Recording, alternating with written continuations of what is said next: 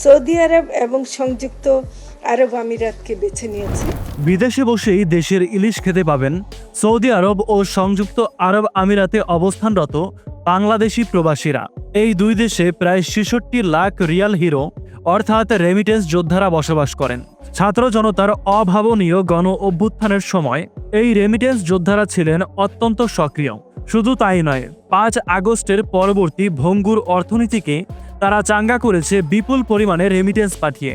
এই রেমিটেন্স যোদ্ধাদের প্রাপ্য সম্মান দেওয়ার জন্যই অন্তর্বর্তী সরকার সৌদি আরব ও আরব আমিরাতে হাজার হাজার টন ইলিশ রপ্তানি করবে।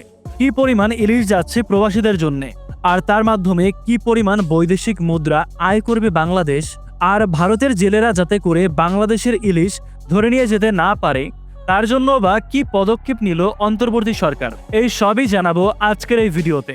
চলুন তাহলে শুরু করা যাক।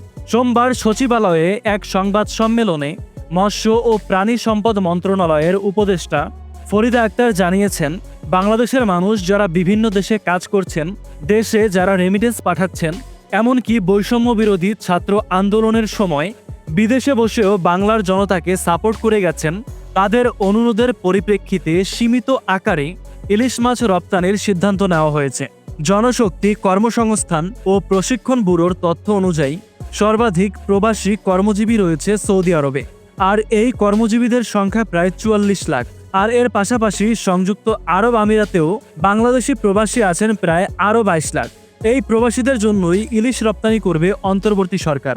সারা বছর পাঠানো না গেলেও অধিক ইলিশ প্রাপ্তির সময় প্রবাসীদের জন্য ইলিশ পাঠানোর ব্যবস্থা নেওয়া যেতে পারে।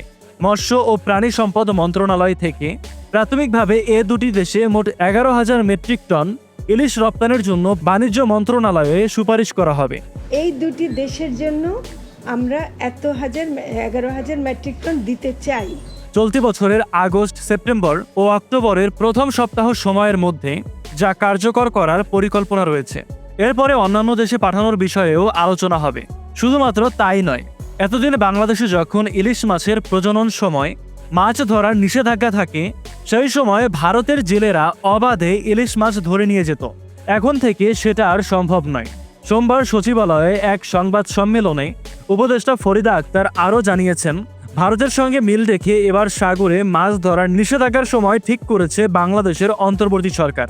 বাংলাদেশের জেলেরা যখন সমুদ্রে মাছ ধরা বন্ধ রাখেন, তখন প্রতিবেশী দেশের জেলেরা অবাধে ইলিশ মাছ শিকার করেন।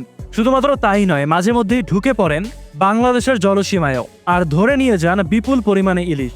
এই কারণেই মৎস্যজীবীরা দীর্ঘদিন ধরে নিষেধাজ্ঞার সময় সমন্বয়ের দাবি করে আসছিলেন, আর এবার সেটা কার্যকর হতে যাচ্ছে। উপদেষ্টা ফরিদা আক্তারের এমন সিদ্ধান্তকে সাধুবাদ জানিয়েছেন জেলে সহ সর্বস্তরের মানুষ। অন্তর্বর্তী সরকারের এমন উদ্যোগ নিয়ে আপনার মতামত কমেন্টে লিখে জানাতে পারেন।